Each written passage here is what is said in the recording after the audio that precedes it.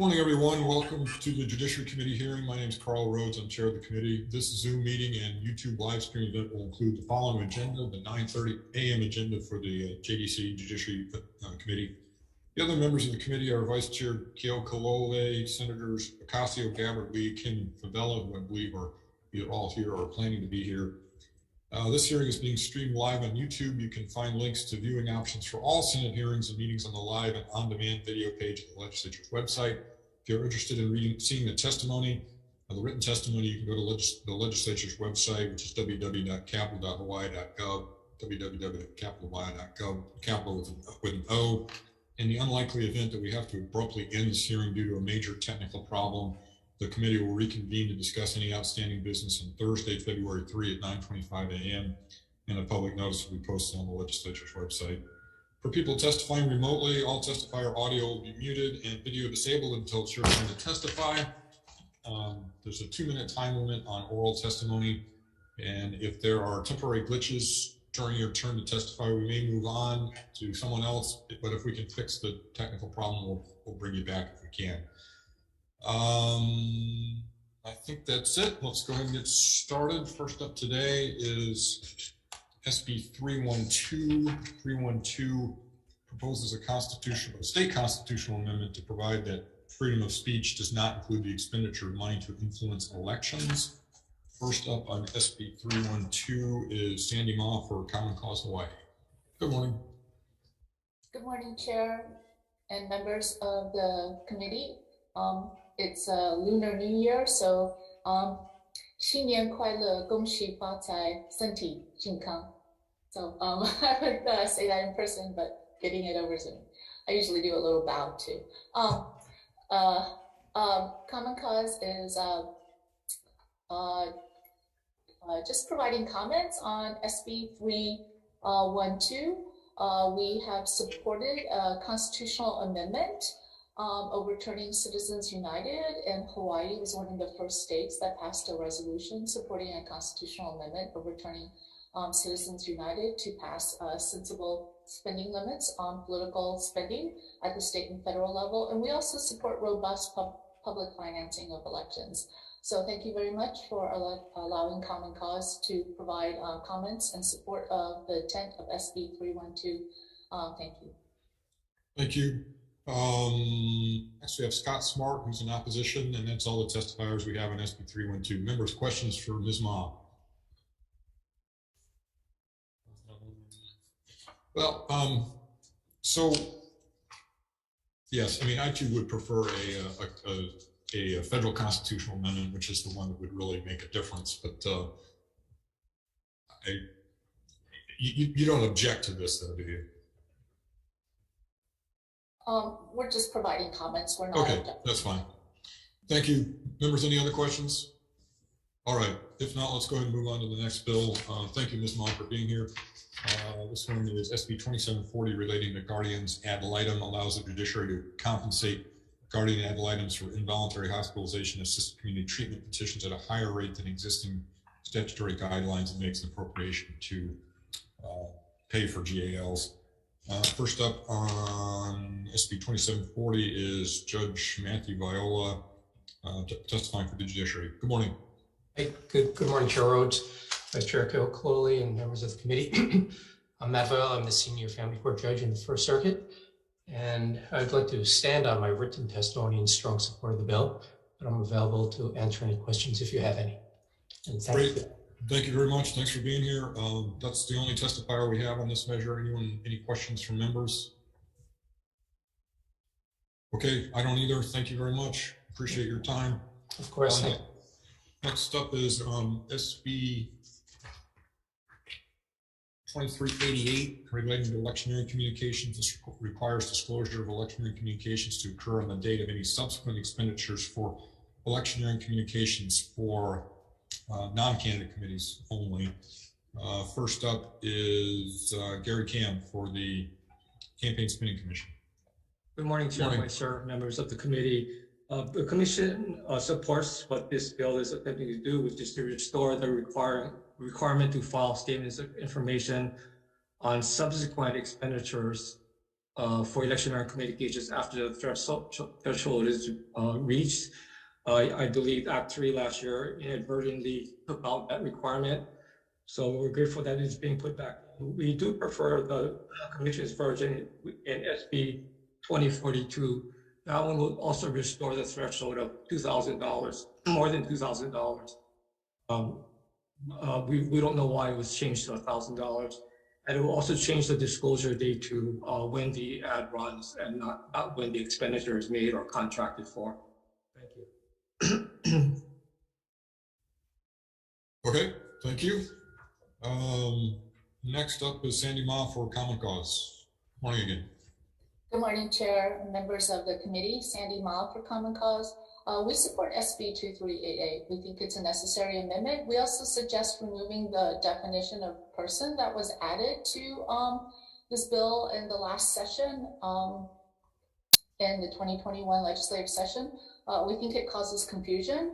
And so we think removing the definition of person will also include increased transparency and accountability to electionary communications. Thank you very much for allowing Common Cause to testify in support of SB 2388 with one suggested amendment. Thank you, and I'm available for questions. Great, thank you. Next is Natalie Owasa with comments, and that's all the testifiers we have on SB 2388. Members, questions? Mr. Cam, I'm curious, why do you want the trigger amount to be higher? We want the trigger amount to be what it has been for since the recodification in 2010. You know, it took a while to get to this point where most committees are in compliance, and to change the threshold where you would capture more people with less spending. I think we're going to have to go through another period, a 2-election period of getting committees used to this new threshold, because you know they're all used to filing at 2,000. Okay, so, but basically you're not terribly worried about that increment between 1,000 and 2,000. You don't think that's a particularly important? It's not enough money for you to care whether it's reported or not? No, I wouldn't say that. I mean, I think we care whether the amount is 1,000 or 2,000, right? I guess the point is getting it at an amount where it will be upheld if challenged. You know, I don't know if 1,000 is too low. It's probably not too low. But at some point, it's courts would say you have the right to give small amounts of money or spend small amounts of money without interference. Or without going through regulation. Correct. Okay, all right. That makes some sense to me. Okay, members, any other questions? Okay, thank you very much both for being here. We'll go ahead and move on to SB 2087. 2087 appropriates funds to the Department of the Prosecuting Attorney of the City and County as a grant made for the Victim Witness Assistance Program. First up on 2087 is Mark Tom, Deputy Prosecuting Attorney for the City and County. Good morning, Chair, members of the committee, Deputy Prosecuting Attorney Mark Tom for the department. We are in strong support of this 2087. I want to thank the committee for hearing this bill. It is part of our 2022 legislative package. As the committee is aware, the Victim Witness Assistance Program was created as a statewide program in 1986 by the legislature. It assists victims of crime in figuring their way through the judicial process. We provide advocates for these individuals to make the process more streamlined, a lot more easy for them to comprehend. Basically, I mean, everybody's aware, COVID really took out a lot of the programs and funding, and we're no different. Last year, our budget for the Victim Witness Advocate Program was zeroed out in the AG's budget. So this year we are requesting, we're hoping that the money will be put back into the budget, and the amount of $371,722 is just the remaining balance to keep this program fully funded. Thank you, and I'll be here for any questions.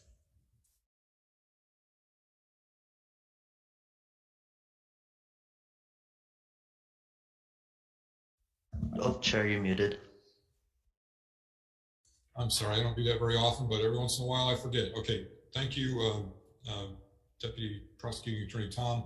The next up is Craig Garai, Director for the Department of Budget and Finance. Comments. Dara Carlin in support. That's all the testimony we have on 2087. Members, any questions for Mr. Tom? I don't believe I do either. Let me just double check.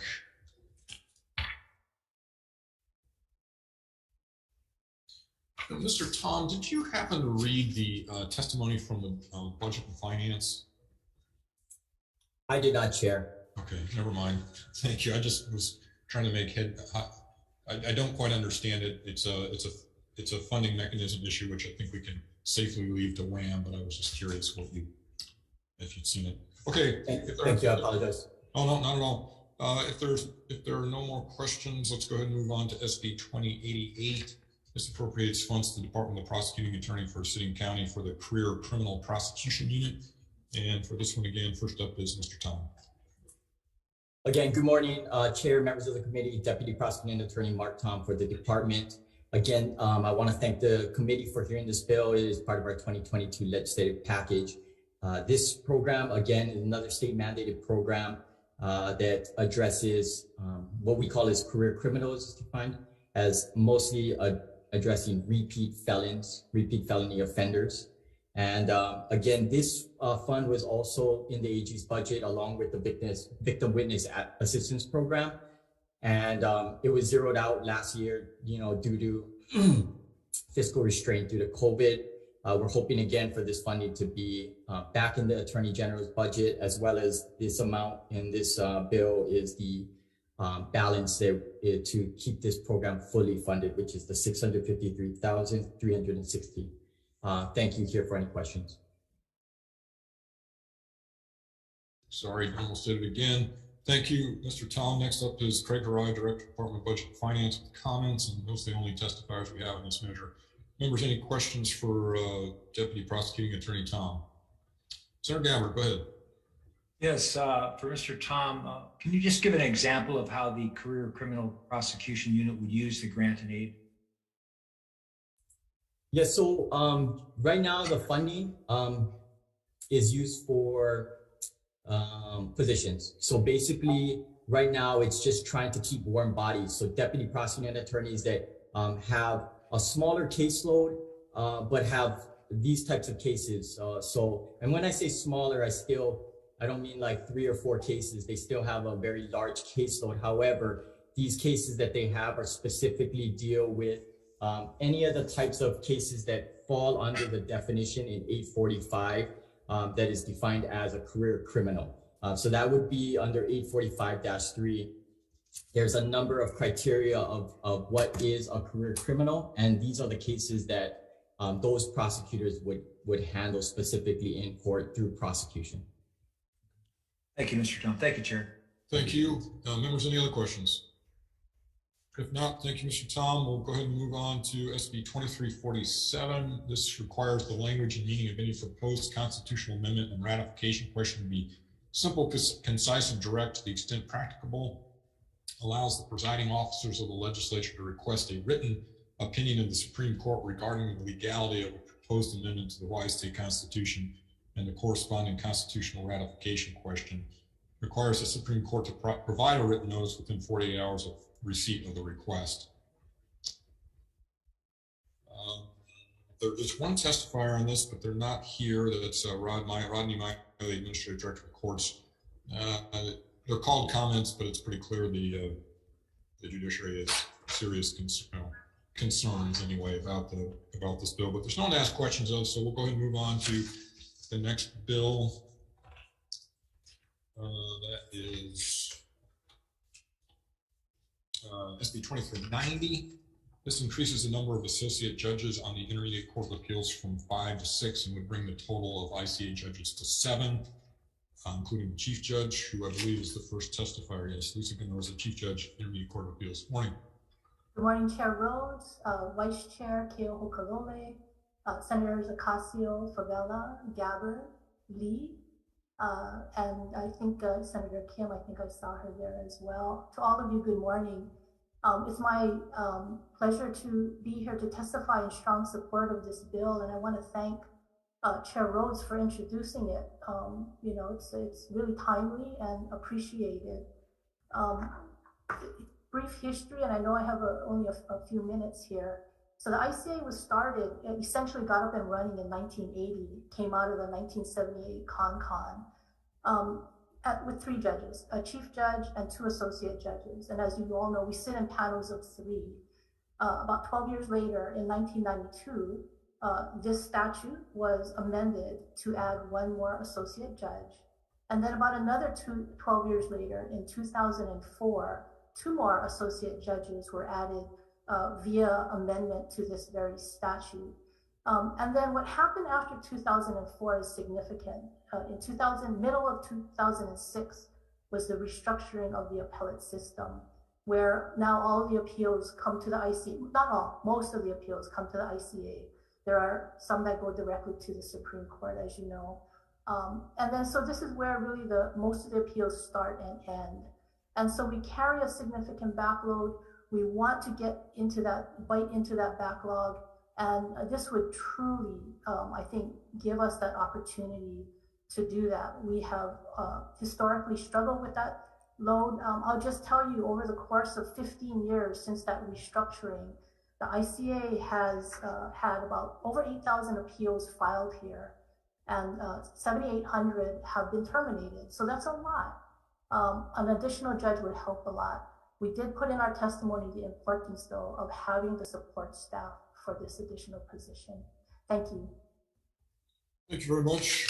Next, we have Shannon Sheldon, Hawaii State Bar Association President, in support. Deidre Marie Iha, Section Chair for HSBA, the appellate section, also in support. And Lynn Matisow in support. That's all the written testimony we have. Members, any questions for Chief Judge Ginoza?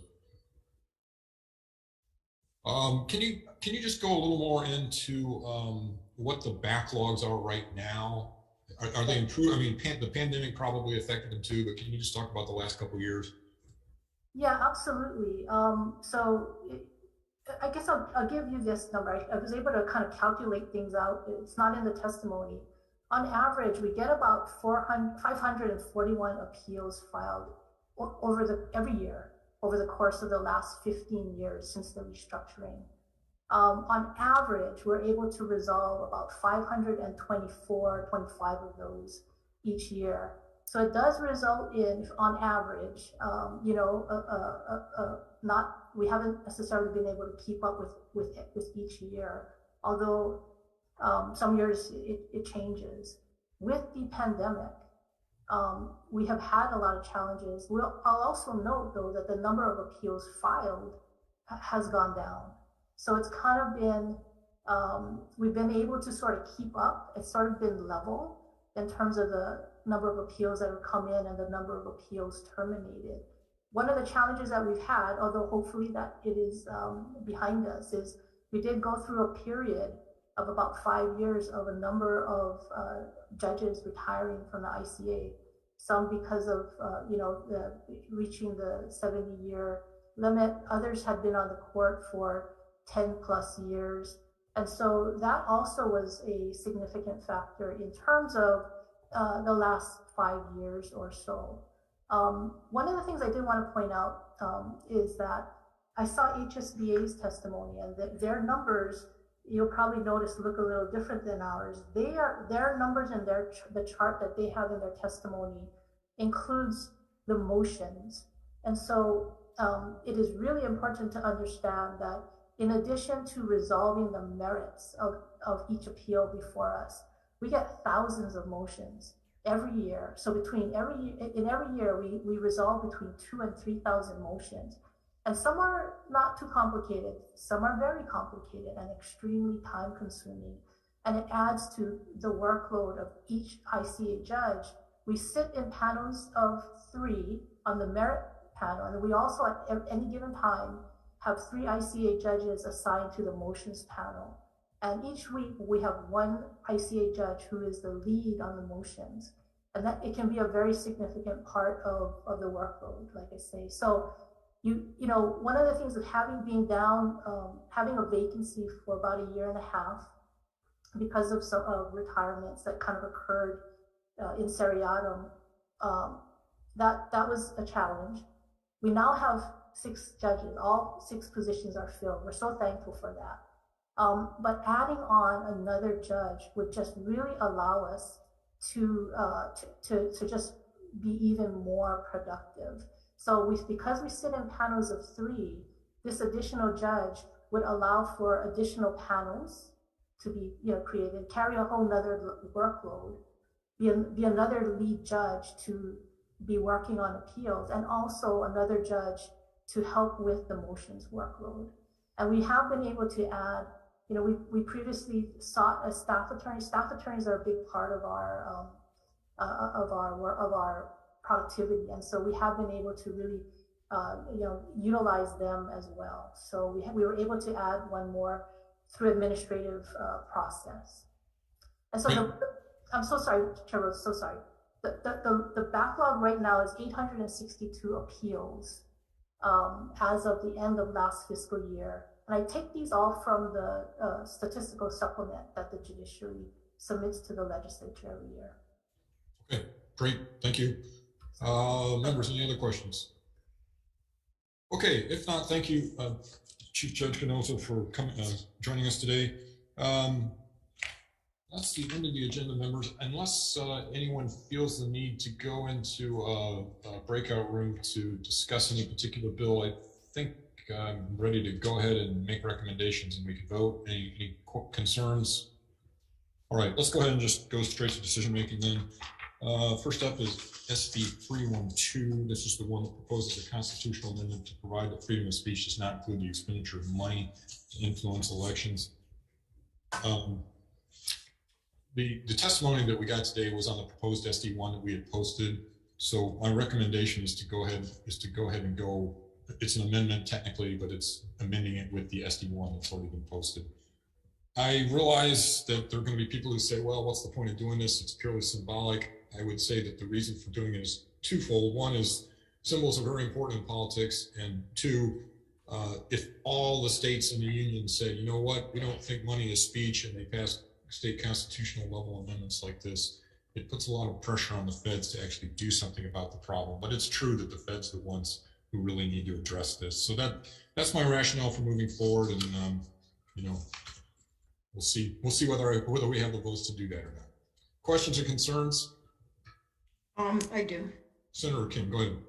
I'm just wondering, do we set a precedent then that we're going to start to fill the Constitution with symbolic measures? I mean, I certainly agree with it, but again, does it belong in the Constitution, and do we want to start doing that? Well, I mean, it's gets into the interplay of the federal Constitution and state Constitution. I mean, our provisions are not. Well, there's a couple of provisions that are exactly the same, like the Second Amendment in the U.S. Constitution. We have exactly the same state level firearms provision, but it's really a moot point because of what the feds have. So, should we remove it because it's pointless?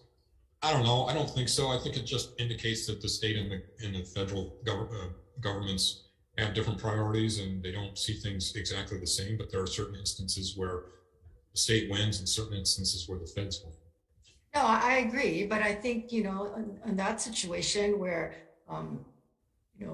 it just because it's similar to the feds, but this is, a symbolic measure. I'm just saying, do we want to start to say, because if we do it symbolically for this, then how do I say no for other symbolic ones? I mean, I like to be consistent.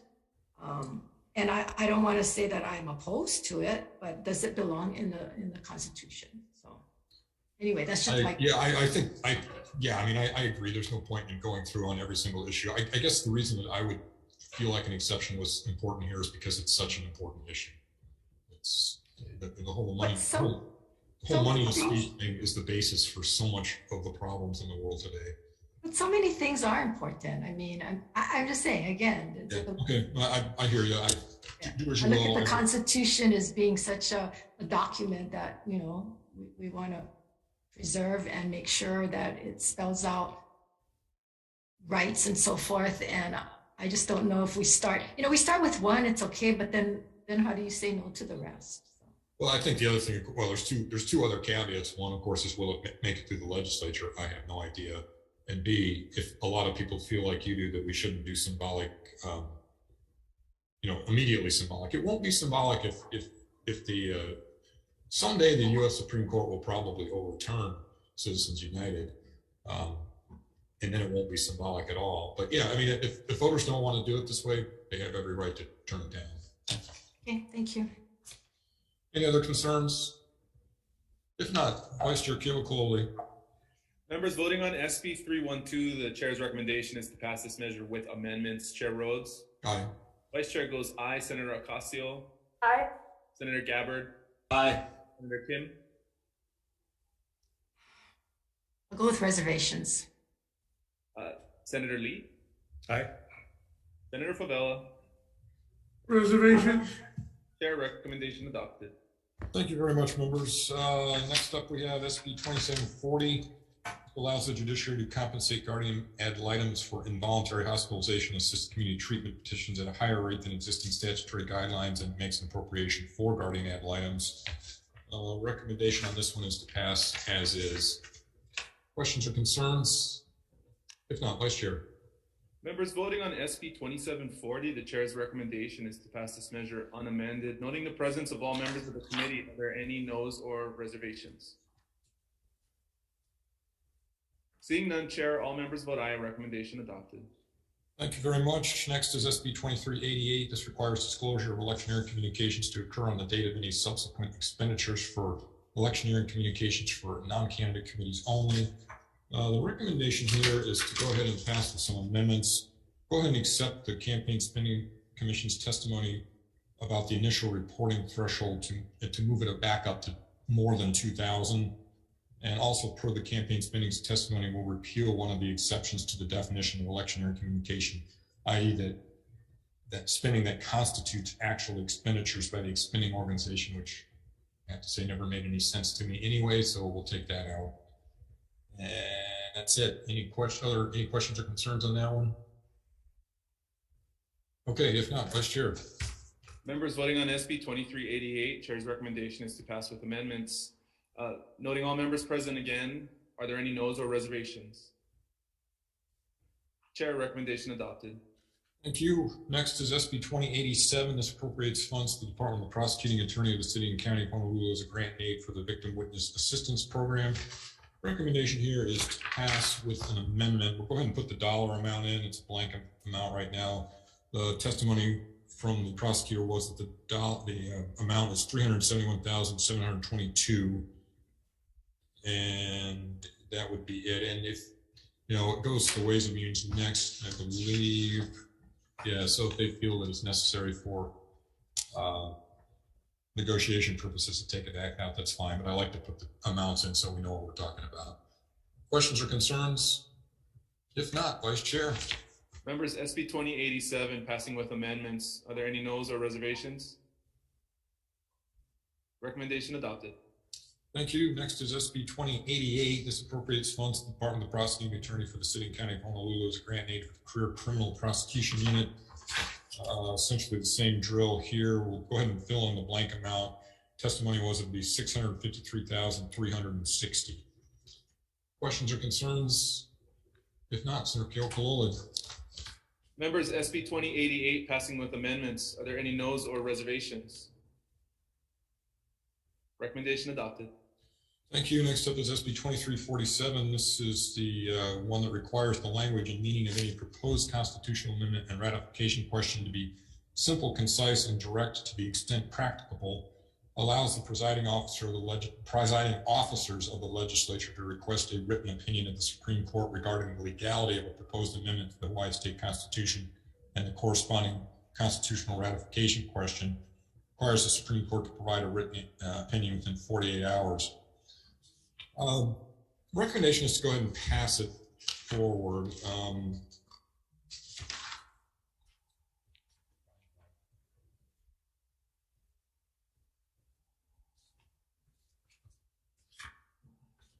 So I'd like to extend the 48-hour period to 1 week to give the Supreme Court a little more time to analyze an issue that's presented to them by the President or the Speaker of the House, and also put a bad date on it, July 30, 2075. I think it's a useful bill because of what happened with the state property tax question a few years ago for education, and we need to try to head that sort of thing off if we can. Questions or concerns? Yeah, Chair, I'm gonna go with reservations on this. I never agreed with the Supreme Court position on that constitutional challenge anyway. I think it's inappropriate for the judiciary to weigh in on constitutional questions of this nature. The Constitution is by its nature broad in applicability, and I think that the functional result of that decision and any attempts by the legislature to try and address that decision are just going to net us. I think we will be left in the future in a situation where any proposed constitutional amendment will be subject to challenge by whatever member of the community does not like the question. And we will eventually be put in a position where it will be, if not extremely unruly, very difficult to even put questions to the ballot if we're going to be scrutinizing the language of a constitutional question every time it's brought up. So although I can appreciate the approach proposed in the bill, I just have issues with the whole with this. Yeah, I mean, I agree. There's two ways to look at it. If you had something like this where the Supreme Court had already opined that it's okay, then maybe you don't get as many challenges because, the Supreme Court's going to find the same thing again if it gets that far. I understand that, Chair, but then we're in a situation where the Supreme Court is basically endorsing a constitutional amendment that the public will be able to take into account when they go to the ballot. Right? That's true. Have the judiciary weighing in on whether a constitutional change is a good idea or not. I think that puts the judiciary in a bad spot, and I think it colored the debate for the public. Well, they certainly colored the debate for the public on the last one, so I don't know. I put a bad date on it. I'd like to move it forward and talk about it some more because I do think it's an issue. But yeah, no, you make some good points. There's definitely more than one way to look at this. Thank you. Any other questions or concerns? Okay, if not, Vice Chair. Members, this is SB 2347. That's with amendments, right? Yes. Passing with amendments, noting the excused absence of Senator Ocasio. Members, are there any other reservations or no votes? Vice Chair goes with reservations, recommendation adopted. Okay, thank you. Next is SB. Oh, sorry, Chair. I was trying to get the thing on. Reservations for me too, Chair. Okay. Yeah. Chair, reservations for Vice Chair and Senator Favela. All other members vote aye. Ocasio excused. Okay, thank you. Moving on to the last bill, SB 2390. This increases the number of associate judges on the Intermediate Court of Appeals from 5 to 6. Recommendation here is to pass with some amendments. The Judiciary did point out, and I think correctly, that an ICA judge can't function completely by themselves. So we'll add an appropriation, add appropriations totaling $263,538 for requested staff and resources for the additional ICA judge.